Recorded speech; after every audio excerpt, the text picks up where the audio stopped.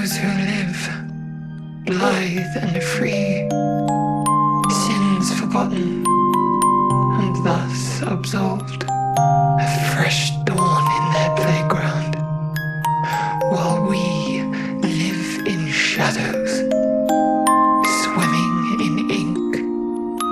We are but a fragile dream, a singular weed, resisting, ever resisting. It's no secret that Expedition 33 draws much inspiration from Final Fantasy and other JRPGs, such as with the return of high-fidelity turn-based combat and overworld exploration. But these games also share plenty of narrative elements with each other. Final Fantasy would very often analyze how the lives of mortals relate to the desires of extremely powerful deities, often in the form of antagonists who undergo existential perspective shifts, viewing themselves as far superior to the protagonists. Integral to the narrative framing of Final Fantasy is that the powerless always have the right to stand up to the powerful. Wouldn't be the first time I spit in Destiny's eye. If the series had to be summarized by a single narrative ethos, it would be that the power of human will, especially in groups, can pose a threat that even the gods must acknowledge. Since these stories were almost always told from the perspectives of those challenging the gods, we rarely got the chance to properly empathize with these deities, especially since their characterizations were often portrayed as intellectually corrupted and beyond moral reasoning. That together, we may usher in a new age of reason. Where Expedition 33 adds a unique spin to these ideas is that we are challenged to empathize with godlike beings who are part of our own party, and to question at which point mortal life's value diminishes in comparison to the moral dilemmas these gods may face. Our whole world carries the burden of your family's grief. These questions are presented by inverting the classic Final Fantasy approach to godhood, giving us Verso, a citizen fighting to end the world, and Maelle, a girl with godlike powers fighting for the world's survival. They may both fall somewhere on the immortality spectrum, but by having the individual trying to end the world be a citizen, we approach the god topic from a sympathetic perspective. And similarly, in having the fight for the world's survival come from a godlike source like Maelle, we're able to explore these ideas in different ways than the Final Fantasies that inspired it. And since she has memories of living as both Maelle and Alicia, she grants us perspectives from the worlds of both mortals and gods. Through the unique contrast in each side of the Maelle-Verso moral dichotomy, Expedition 33 challenges the player to navigate complex moral dilemmas such as grief, sentience, slavery, speciesism, and more, which have been explored in many other videos, including my own, which you can find in the description below. But there's more to the game's two conclusions that I don't think many of us have fully explored yet, about how we find existential meaning, the potentially positive role death and loss play in our lives, and what it means to be a good leader or a good god.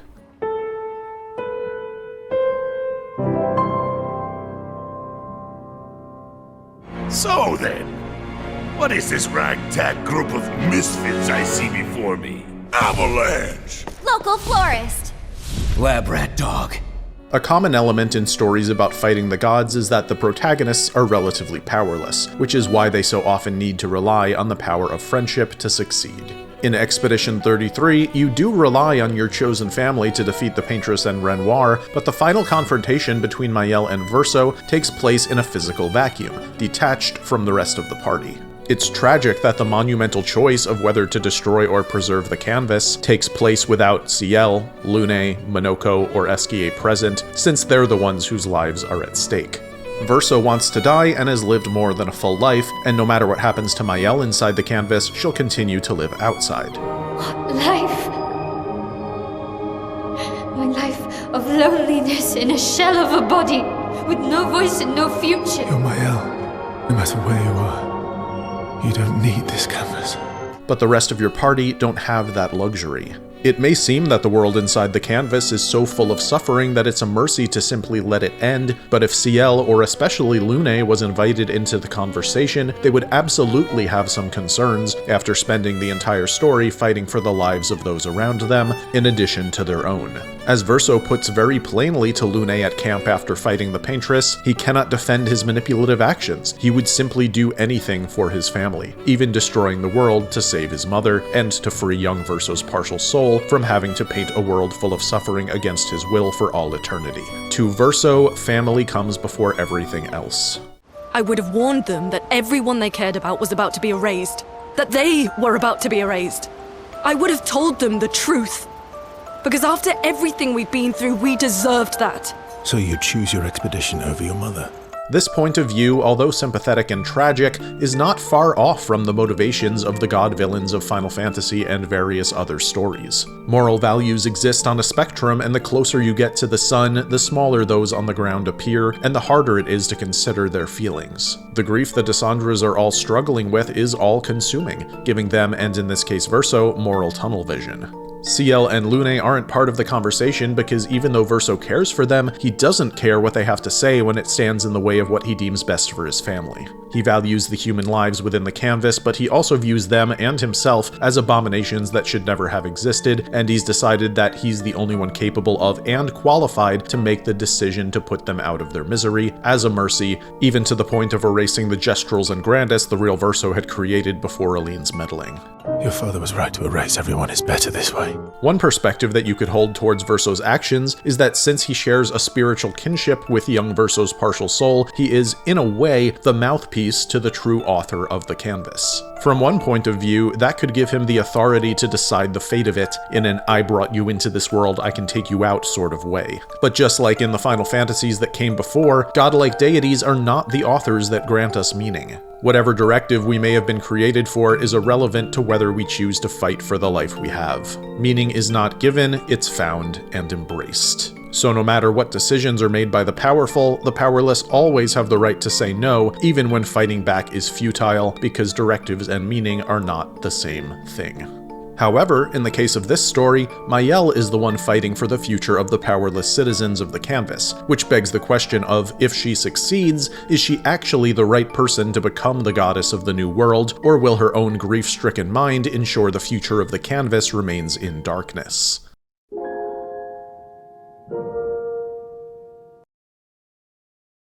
I want to trust you, but...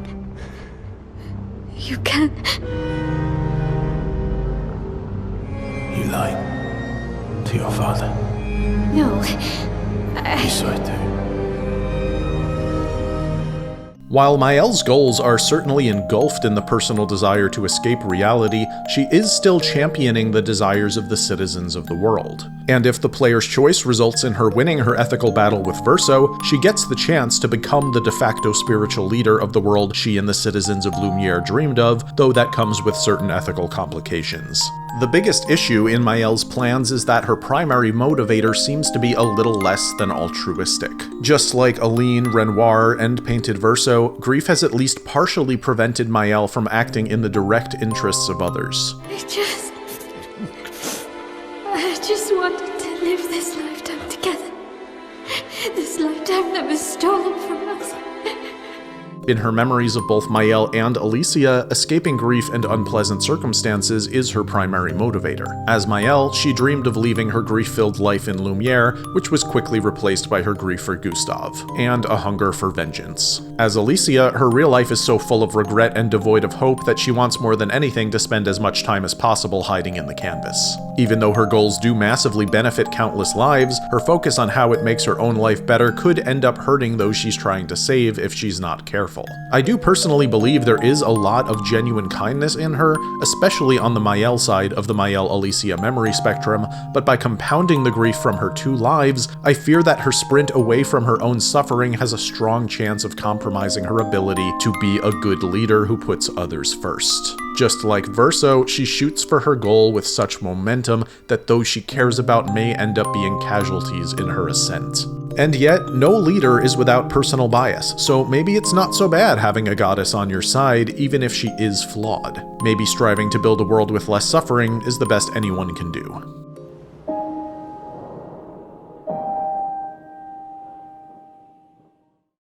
It's rare to see a story from the perspective of someone with godlike power who aims to create a world containing as little suffering as possible, but in Maelle's epilogue, we get a hint of that.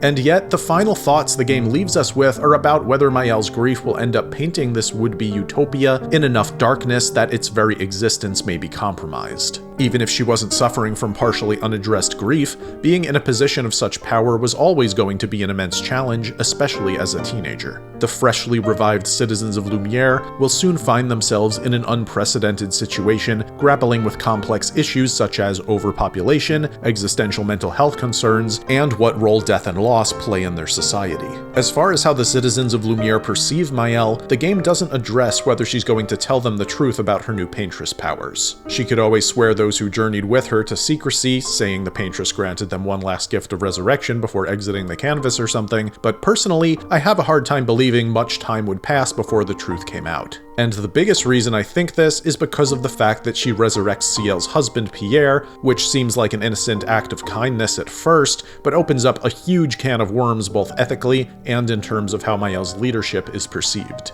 So you probably remember that Ciel's husband died at sea, not in the Gommage. You grieve for two. I grieve for many. This means that he is a very unique resurrection compared to, say, Gustave or Sophie, because bringing Pierre back was not simply undoing the unnatural meddling of Renoir, it was undoing a completely natural death. And this brings up a very complex moral dilemma for Maelle, because once everyone notices this, starts asking questions, and realizes Maelle can resurrect literally anyone that has ever died, she has to either say yes across the board, or come up with a system for when she answers yes and no to what are essentially prayers. Prayer as a concept from a casual perspective seems perfectly pleasant. In times of desperation, we find hope in something outside of ourselves. We pour everything we have into our words, desperately trying to prove our worth and receive a blessing for our pure intentions. But when you think a bit deeper about prayer, I personally think that a lot of valid ethical concerns arise. If prayer is real and being answered by an intelligent, all-powerful deity, you then have to ask why this deity answered certain prayers and not others. Why did they answer a prayer that allowed a high school football team to win their championship, but let a child succumb to cancer at a nearby hospital? If the god answering these requests holds the goal of removing as much suffering from the world as possible, why wouldn't they just help everyone? Why not remove death and pain from the world, full stop? This is the position Maelle finds herself in. She brought back Pierre, but she's not just gonna stop there. What if Ciel asks her to resurrect her baby that died before birth? And what about Lune's parents? Or everyone that has ever died in any gommage or natural accident or of old age who anyone currently alive remembers and misses? And then what about the wishes of those people who have memories of loved ones dying decades before their deaths? It's a very, very slippery slope if Maelle doesn't draw that line very quickly, because then they'll all be dealing with very complicated issues relating to overpopulation. However, Maelle can probably just paint new food, new towns, new everything, and solve all those issues. But then we've got to ask, does providing limitless resources and erasing all loss, struggle, and pain from the world remove some of life's meaning? Is there happiness without sadness? Is there satisfaction to be found in belongings and achievements if they were simply painted into existence by a kind goddess? And when everyone's super, no one will be. None of us really have the experience to fully predict how we would react to this scenario. One analogy to our lives could be that, as long as we have somewhat of a stable income, food and water aren't things we have to fight for anymore, or even put that much effort into. Professionally prepared gourmet meals are just a few taps on a smartphone away, and yet I still find immense joy in eating, especially when there's a unique aspect to the meal, likely coming from a place of chef artistry. In my personal opinion, a world with dramatically reduced suffering would still have a lot to offer its citizens, as long as it doesn't last forever, because there's meaning in the temporary. And I think most of us can agree that living centuries would likely lead to a lethargic existence. And Expedition 33 never pitches this ending as lasting forever, in contrast to the immortal lives the painted Dissandras were forced to live. Maelle's epilogue instead comes from the point of view of just wanting a little bit more time with those we love, which is exactly what all the expeditions were fighting for. Gustave would have loved that. Why? Because he liked gestrels? Because he liked the idea of friendships that could last decades.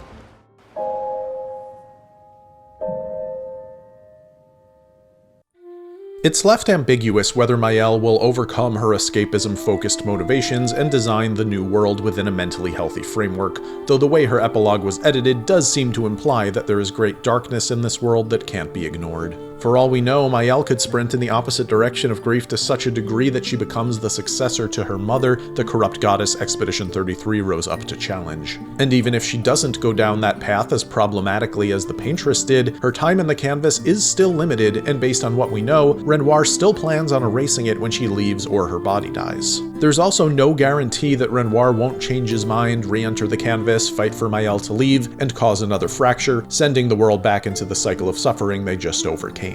If you and your father keep fighting, you risk breaking the world again.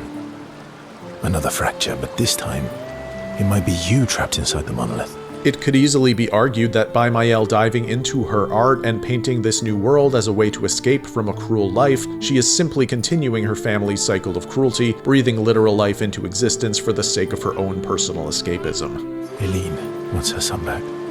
Renoir wants you and Eileen back. You want Gustave back. The cycle we needed to break wasn't the gommage.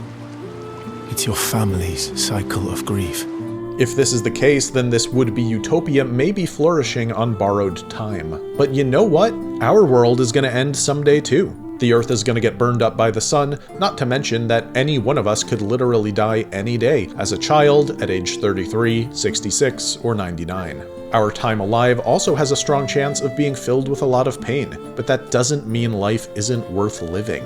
To adopt the "it's full of suffering, so let it end" mentality is to reject the heart of so many classic Final Fantasy stories. When a god says they're gonna erase us because our lives aren't valuable enough, we say, go ahead and try. You think the end of the world is salvation. All you care about is death's release. So take it, and leave the rest of us alone.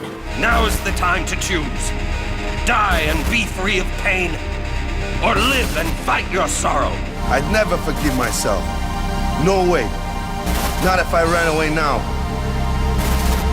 Even in death, yeah? The intent a god creates life with and the value they assign to them does not dictate whether the will to live exists in them. That's for them to discover and act upon. And I'm willing to bet that most people, if they had a say in the matter, would choose an imperfect, temporary, morally challenging existence instead of oblivion, no matter how much suffering may exist around them. Perhaps sometimes the best way to escape a dire fate is to accept the outstretched hand of the only person fighting for your survival, no matter how flawed she may be. But the sad reality is that if our world's existence did rely on the emotional whims of deities vastly superior to us, the chances of them being altruistic enough to give us a seat at the table when deciding our fate is probably quite low. If the dichotomy of Expedition 33's moral choice says anything concretely, it's that when the powerful weep, it's the innocent who drown in their tears. You'll find people to call your own, and you will shine as their guiding light. For you will change the world, and the people around you. You'll forever be our princess. And yet, if we prefer to bathe in escapism and optimism, we'll always have our happy place. It's who we are. We fight. We survive. We endure. We don't need a reason. We are imperfect creatures. When we stumble, we reach for a shoulder to lean on. When we fall, we stand back up. We see the horizon, ever out of reach, and still we march on. Certain the answers lie just beyond it. Because that is our way.